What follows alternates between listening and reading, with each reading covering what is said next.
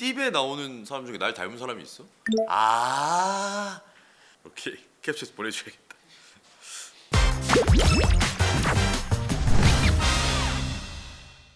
오늘은 제가 실제로 중계를 했던, 그리고 이번 시즌 코리안 리거가 유럽 무대에 많이 있는데 그 코리안 리거들 중에서 듀오로 활동하는 듀오로 활동하는 무슨 그룹도 아니고 한 팀에 코리안 리거가 2명이 있는 팀이 있습니다. 예, 바로 FC 낭트인데요. 홍현석 선수와 권혁규 선수가 현재 뛰고 있습니다. 낭트는 이번 시즌 이제 루이스 카스트로 감독으로 바뀌면서 전체적으로 선수단이 조금 개편이 일어났습니다. 그래서 기존에 있는 자원들도 팀을 많이 이탈하기도 하고 또 새로 선수들의 보급이 좀 진행이 됐는데요. 그 중에서 홍현석과 권혁규가 같이 미드필더 라인에 합류가 되면서 이번 시즌 낭트에서 한 시즌을 같이 보내게 됐습니다. 일단 권혁규 선수는 부산에서 셀틱으로 갔고 셀틱에서 이제 임대로 지난 시즌 하이버니언에서 활약을 했습니다. 근데 사실 스코틀랜드 리그에는 약간 좀 맞지 않는 부분들이 있었어요. 아무래도 셀틱 같은 경우에는 뭐 주존조 라인을 계속해서 쓰고 있는 이 브랜드 로저스 감독의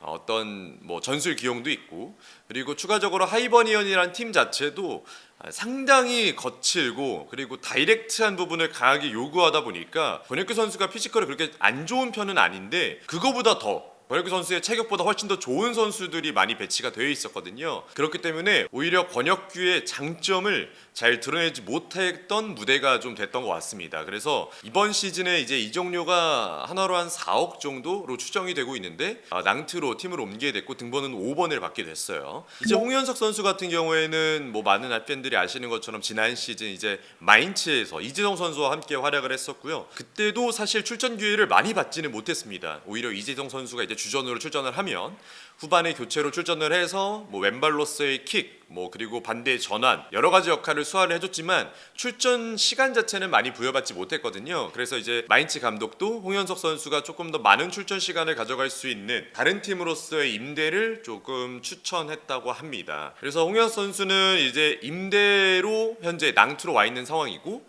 완전 이적이 포함되어 있는 임대입니다. 그래서 이번 한 시즌을 어떻게 보내느냐에 따라서 홍현석 선수가 낭트에 머무르게 될지 아니면 다시 마인츠로 복귀를 하게 될지가 아마 결정이 될 것 같습니다. 일단 리그왕은 2경기를 치렀습니다. 그래서 낭트가 2경기를 모두 패배했어요. 패배했지만 사실 내용 자체는 그렇게 나쁘진 않았습니다. 특히 수비적으로는 파리 생제르맹을 상대로도 좋은 모습을 보여줬었고, 그리고 뭐 스트라스부르도 사실 리그 앙에서 최근에 굉장히 또 많이 부각이 되고 있고 전력이 많이 올라오고 있는 팀 중에 하나이기 때문에 그런 팀을 상대로 뭐 수비적으로는 큰 문제는 없었다. 실점을 하긴 했지만 반대로 공격적인 건 좀 아쉬웠다. 또 이렇게 한번 정리해 볼 수 있는 이제 2경기가 있었는데요.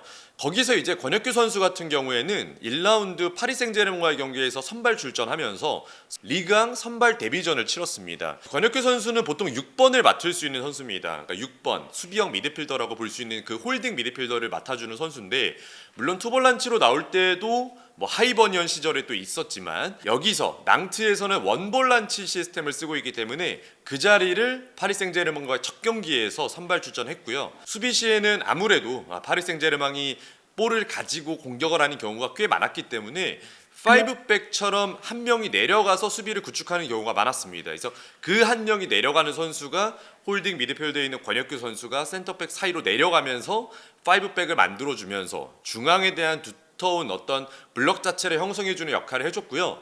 오히려 이제 공격을 전개할 때는 마냥 5백처럼 밑에 내려가 있는 게 아니라 4백으로 변환이 되면서 가운데 있는 권혁규가 조금 더 높게 올라갑니다. 그래서 홀딩 미드필더로서의 빌드업도 보여주는 경기였다, 이렇게 볼 수 있겠고요. 실제로 이제 뭐 소파스코어의 데이터에 따르면 그날 경기 또 낭트에서 가장 좋은 평가를 받았던, 그러니까 흔히 말해서 평점이 가장 높았던 선수는 권혁규 선수였습니다.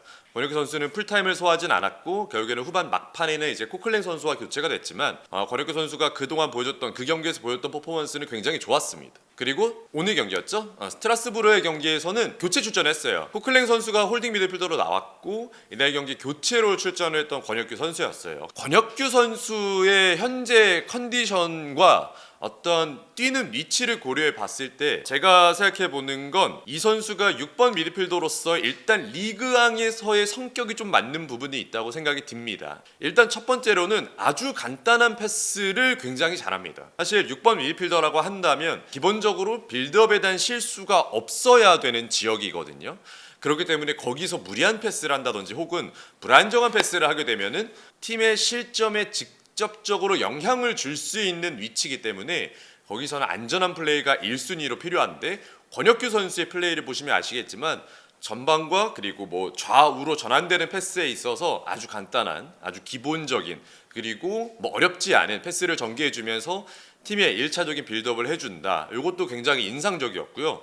두 번째로는 권혁규 선수를 6번으로 쓰는 아주 중요한 이유가 있습니다. 바로 수비력인데요. 일단 기본적으로 피지컬 자체가 굉장히 좋은 편이고 태클이 굉장히 좋은 편이에요. 태클을 시도할 때가 꽤 많지만 태클에 대한 정확도가 꽤 높은 편이라서 센터백 앞쪽에서 조금 위험하지 않은 지역에서의 태클 성공률이 꽤 높거든요. 실제로 파리 생제르맹과의 경기에서도 그런 부분에서 블록 역할을 잘해줬었고, 이번 스트라스부르와의 경기에서도 중앙으로 스트라스부르가 계속해서 볼을 진입하는 경우가 많았는데 그런 가운데서 후반 막판에 아주 수비적으로 블록을 잘 만들어줬던 그런 능력치가 있었습니다. 그래서 제가 봤을 때는 확실히 권혁규 선수가 스코틀랜드에서의 좀 거칠거나 본인보다 피지컬이 조금 더 좋은 선수들과 부딪힐 때 발생하던 리스크보다는 리그왕에서는 압박 스탠스, 그러니까 1대1 압박에 대한 부분과 오히려 후방에서 볼을 간단하게 하면 전개한다면 조금 더 쉽게 축구를 풀어나갈 수 있는 낭티의 후방 빌드업 시스템이 있기 때문에 이러한 팀적인 부분과 그리고 리그적인 부분이 같이 부합이 되면서 6번 미드필더로서의 역할을 생각한 것보다, 그리고 저희가 기대를 했던 것보다 훨씬 더 잘해주고 있다. 이렇게 지금 평가를 할 수 있는 부분이 있습니다. 권혁규 선수가 이 팀에서 또 좋은 경험을 하고 있는 게 뭐냐면 바로 코클랭 선수가 옆에 있기 때문이에요. 경험이 많은 코클랭이 있기 때문에 본인이 6번에서의 어떤 식으로 경기를 풀어나가는지에 있어서 프리미어리그의 빅클럽을 경험을 해본, 아스날을 경험해본 코클랭의 데이터와 경험이 권혁규 선수에게도 그대로 전달이 될 것 같다는 생각이 들면서 권혁규 선수가 확실히 조금 더 신뢰를 받고 있는 상황이다, 이렇게 볼 수 있습니다. 마지막으로 이제 국가대표까지 연관을 좀 해서 봐야 되는데요.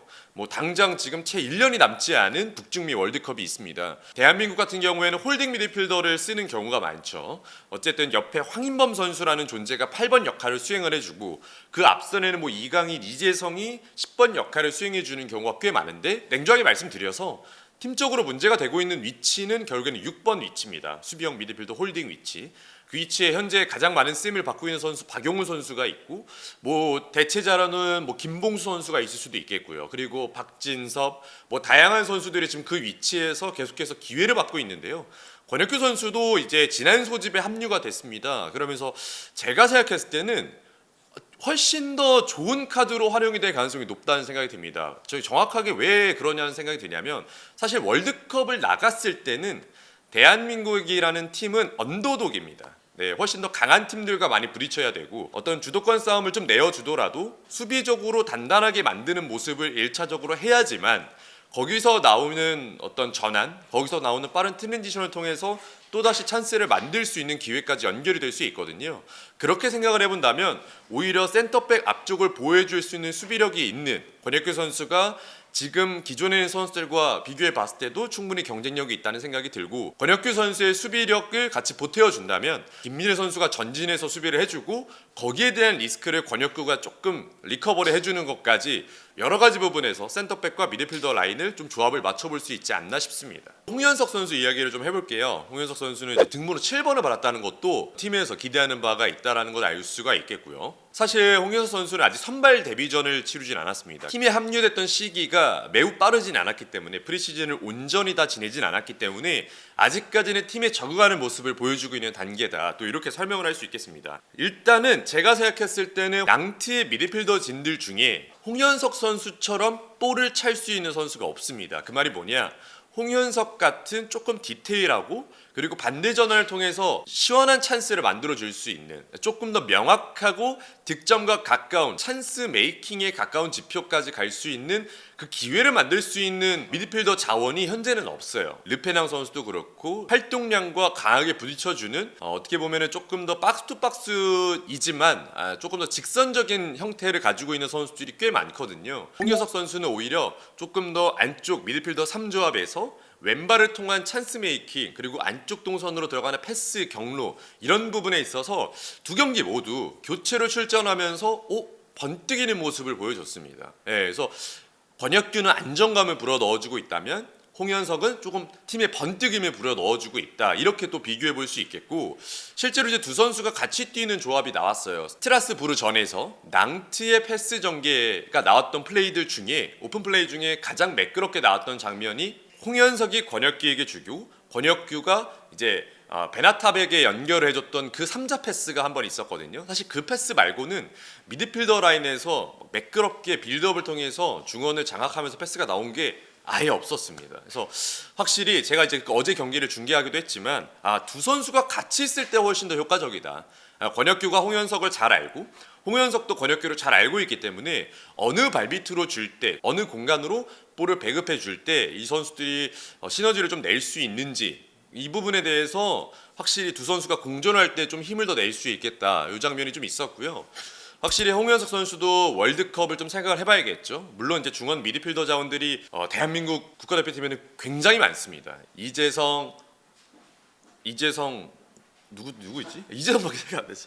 이재성 다큐로 봐가지고 이재성과 이강인 선수가 어떻게 보면 주전조라고 볼 수 있겠고, 황인범 선수도 뭐 당연히 주전조로서 뛸 수 있겠고, 홍현석 선수가 살짝은 조금 서브로 밀려 있는 라인인 건 좀 분명하긴 합니다. 어쩔 수 없는 부분이긴 해요. 근데 하지만 독일 모델로 넘어왔을 때 약간은 좀 부진했던, 그리고 경기를 많이 뛰지 못했던 흐름과 비교해 봤을 때는 많이 페이스를 좀 끌어올릴 수 있으면서 월드컵에 갈 수 있는 어떤 좋은 희망도 이어갈 수 있지 않을까, 그런 무대가 그런 팀이 되지 않을까 이렇게 생각이 들고요. 권혁규와 홍현석이 현재 낭트에서 코리안 듀오로서 이번 시즌을 보내고 있습니다. 확실히 듀오로서의 활약해 주는 거는 또 국내 팬들이 보시기에는 또 굉장히 재미있는 요소고요. 저도 중계할 때 코리안 리거가 두 명이 있으면 굉장히 재밌더라고요. 그래서 저도 중계를 하면서 굉장히 영광이었던 순간이었고, 확실히 이 젊은 어린 선수들이 앞으로 낭트의 미래도 이끌어야 되지만 대한민국 국가대표팀의 중원도 이끌어야 됩니다. 그래서